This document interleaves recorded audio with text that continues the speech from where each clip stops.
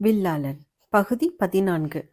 வில்லும் அம்பும் இலக்கும் இல்லாத ஒரு வில்லாளன். வில்லின் மார்க்கத்தின் விதிமுறைகள் அனைத்தையும் மறந்துவிட்டு முழுக்க முழுக்க தன் உள்ளுணர்வின் அடிப்படையில் இயங்கத் தொடங்கும் பொழுதுதான் ஒரு வில்லாளன் கற்றுக்கொள்கிறான்.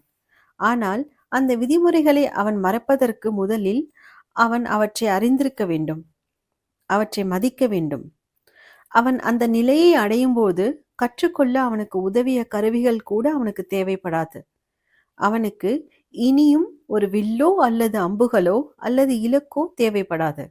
ஏனெனில் அது முதலில் அவனை அந்த பாதைக்கு அழைத்து வந்ததோ அதைவிட அந்த பாதை மிக முக்கியமானதாக இருக்கிறது.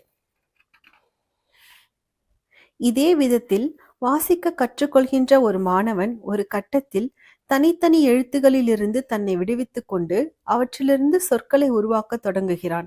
ஆனால் அச்சொற்கள் அனைத்தும் எந்த இடைவெளியும் இன்றி எழுதப்பட்டிருந்தால் அவற்றுக்கு எந்த அர்த்தமும் இருக்காது. அவற்றை புரிந்து கொள்வதும் மிகவும் கடினமாக இருக்கும். எனவே சொற்களுக்கு இடையே இடைவெளிகள் இருந்தாக வேண்டும். ஒரு செயல் நடவடிக்கைக்கும் அடுத்த செயல் நடவடிக்கைக்கும் இடையே ஒரு வில்லாளன் தான் செய்துள்ள அனைத்தையும் நினைவு கூறுகிறான்.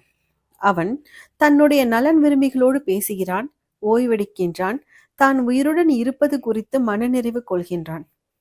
வில்லின் மார்க்கம்தான் மகிழ்ச்சி மற்றும் உற்சாகத்தின் வழி. அதுதான் கச்சிதம் மற்றும் தவறுகளின் வழி. அதுவே உத்தி மற்றும் உள்ளுணர்வின் வழி. ஆனால் நீ உன்னுடைய அம்புகளை தொடர்ந்து எய்து கொண்டிருந்தால் மட்டுமே இதை உன்னால் கற்றுக்கொள்ள முடியும்.